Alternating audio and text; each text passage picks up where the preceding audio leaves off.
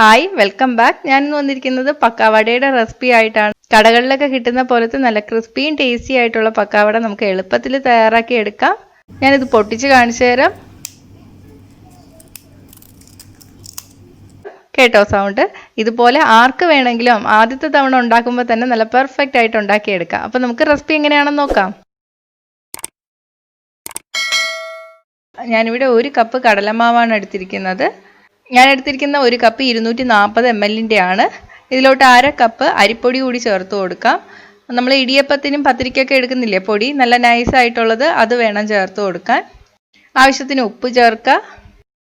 ഞാനിവിടെ 1 table spoon butter കൂടി ചേർക്കുന്നുണ്ട്. ബട്ടർ ഉണ്ടെങ്കിൽ എന്തായാലും ചേർക്കുക. ബട്ടർ ചേർക്കുമ്പോൾ പക്കാവടയ്ക്ക് ഒരു സ്പെഷ്യൽ ടേസ്റ്റ് ആണ്. ഇല്ലെങ്കിൽ കുഴപ്പമില്ല, ചേർക്കണ്ട. 2 ടീസ്പൂൺ കാശ്മീരി മുളക് പൊടി. കാശ്മീരി മുളക് പൊടി ചേർത്താലേ നല്ല കളറും കിട്ടുള്ളൂ, എരിവ് കുറഞ്ഞിരിക്കുള്ളൂ. എരിവിൻ്റെ അളവ് നിങ്ങളുടെ ടേസ്റ്റിനനുസരിച്ചിട്ട് മാറ്റം വരുത്താം. ഞാനിപ്പോൾ 2 ടീസ്പൂണൊക്കെ ചേർക്കുന്നുള്ളൂ. നല്ല എരിവ് വേണമെന്നുള്ളവർക്ക് 3 മുതൽ 4 ടീസ്പൂൺ വരെയൊക്കെ ചേർക്കാം. നിങ്ങളുടെ എരിവിനനുസരിച്ചിട്ട് മുളക് പൊടി ചേർത്ത് കൊടുത്താൽ മതി. 1/4 ടീസ്പൂൺ കായപ്പൊടി, 1.5 ടീസ്പൂൺ വെളുത്തുള്ളി അരച്ചത്. വെളുത്തുള്ളി അരച്ച് തന്നെ ചേർക്കാം കേട്ടോ, ചതച്ചൊന്നും ചേർക്കരുത്. കുറച്ചായിട്ട് അരച്ചെടുക്കാൻ പാടായിരിക്കും. അപ്പം ഞാൻ ചെയ്യുന്നത് ഗ്രേറ്ററിൻ്റെ ഏറ്റവും ചെറിയ ഹോളിൽ വെച്ച് ഗ്രേറ്റ് ചെയ്തെടുത്തതിന് ശേഷം ഇടികല്ല് കൊണ്ട് നന്നായിട്ടൊന്ന് ഇടിച്ചെടുക്കും. അപ്പോൾ അരച്ചതുപോലെ തന്നെ ആയി കിട്ടും. 1/4 ടീസ്പൂൺ മഞ്ഞൾപ്പൊടി, 1/4 ടീസ്പൂൺ പെരിഞ്ജീരകപ്പൊടി. പെരിഞ്ജീരകത്തിൻ്റെ പൊടി ഇല്ലെങ്കിൽ 1/4 ടീസ്പൂൺ ഗരം മസാലപ്പൊടി ചേർത്താലും മതി. ഇനി ഇതെല്ലാം കൂടി ചേർത്തിട്ട് നന്നായിട്ടൊന്ന് മിക്സ് ചെയ്തെടുക്കാം. ഇനി ഇത് നമുക്ക് വെള്ളം ഒഴിച്ചിട്ട് ഇടിയപ്പത്തിനൊക്കെ കുഴച്ചെടുക്കില്ലേ, അതുപോലെ കുഴച്ചെടുക്കാം. പക്ഷെ ചൂടുവെള്ളത്തിലല്ല, സാധാരണ വെള്ളം ഒഴിച്ചിട്ട് കുഴച്ചെടുത്താൽ മതി. നല്ല സോഫ്റ്റ് ആയിട്ട് കുഴച്ചെടുക്കുക. ഇതാ കുഴച്ചെടുത്തിട്ടുണ്ട്. ഇനി നമുക്കിത് ഉണ്ടാക്കിയെടുക്കാം. അപ്പം സേവനാഴിയിൽ ഇതുപോലത്തെ ഒരു ചില്ല് കാണും, അത് വേണം നമ്മൾ എടുക്കാൻ. ഈ ചില്ലിലും സേവനാഴിയുടെ അകത്തൊക്കെ നമുക്ക് എണ്ണ തേച്ച് പിടിപ്പിക്കണം. മാവ് ഒട്ടിപ്പിടിക്കാതിരിക്കാൻ വേണ്ടിയിട്ടാണ്.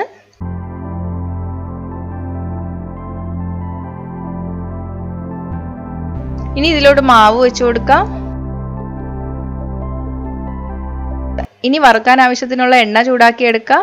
വെളിച്ചെണ്ണയിൽ ഉണ്ടാക്കുമ്പോഴാണ് ടേസ്റ്റ് കൂടുതൽ.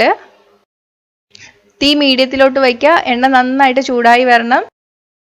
എണ്ണ ചൂടായിട്ട് വരുമ്പോൾ എണ്ണയിലോട്ട് ഈ സേവനാഴി വെച്ചിട്ട് ഇതുപോലെ ചുറ്റിച്ചു കൊടുക്കുക.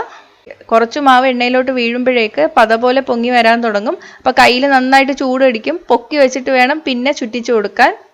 ഞാൻ എടുത്തിരിക്കുന്ന പാത്രം ചെറുതായോണ്ടാണ് കുറച്ച് ചുറ്റിച്ചൊഴിച്ചത്. വലിയ പരന്ന പാത്രം എടുക്കുകയാണെങ്കിൽ കൂടുതൽ ഒന്നിച്ച് തന്നെ വറുത്തെടുക്കാൻ പറ്റും. തീ കൂട്ടിയിടരുത്. തിരിച്ചിട്ട് കൊടുത്താൽ അധികം സമയം വേണ്ടി വരില്ല. നേരത്തെ എടുത്ത സമയം എടുക്കില്ല വെന്ത് കിട്ടാൻ വേണ്ടിയിട്ട്. ചെറുതായിട്ടൊന്ന് ഓറഞ്ച് ഷെയ്ഡ് ആയി വന്നാൽ മതി. ഇത് പെട്ടെന്ന് തന്നെ കരിയും, അതുകൊണ്ട് വേഗം തന്നെ നമ്മൾ കോരി മാറ്റണം. കരിഞ്ഞു പോകരുത്, കരിഞ്ഞാൽ അതിൻ്റെ ടേസ്റ്റ് അങ്ങ് പോവും. ഇതുപോലെ എല്ലാം വറുത്തെടുക്കാം.